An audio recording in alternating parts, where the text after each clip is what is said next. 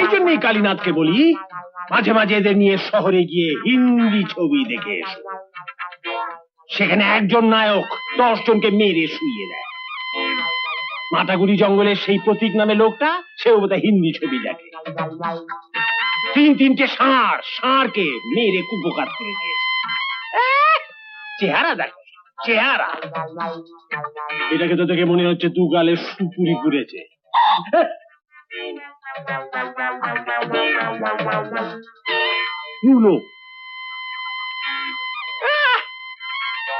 পিটিয়ে মুখটাকে বাংলার 5 করে। আর তোমাকে তো দেখে মনে হচ্ছে ইয়ে করতে বসেছ। বেশ বলেছেন, আমাদের সকলকে এমনকি আপনাকে পর্যন্ত ইয়েতে বসিয়ে দিয়েছে। খেপে পড়া দাঁতগুলো বার করে দাঁত কেলিও না তো।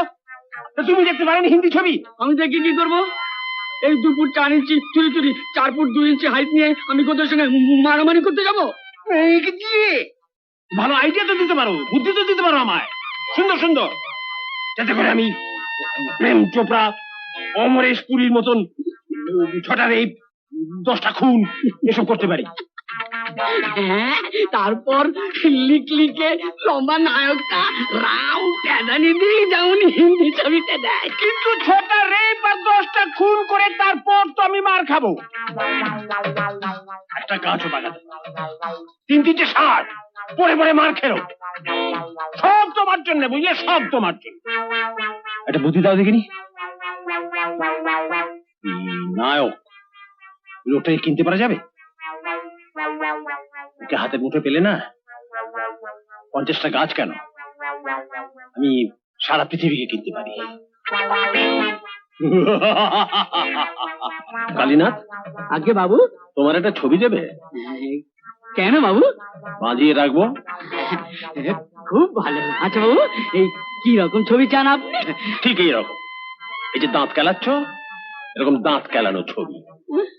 আচ্ছা, তোমার সামনে থেকে শালা জীবনময় প্রতীককে তুলে নিয়ে চলে গেল, 50টা গাছ চলে গেল, তারপর তুমি হাসছো কি বলে? লজ্জা করে না? বাবু, লজ্জা তো নারীর ভূষণ। চুপ! শালা নারী দেখাচ্ছে 4 ফুট 2 ইঞ্চি। বাবু, আপনি আমার উল্কা দিয়ে মাপছেন ওই প্রতীক বাবুর মতন। বেশ করছি, শালা হাবা কালা তোতলা। আচ্ছা, তুমি আমার কপালে কি করেছে জুটলে বলো তো?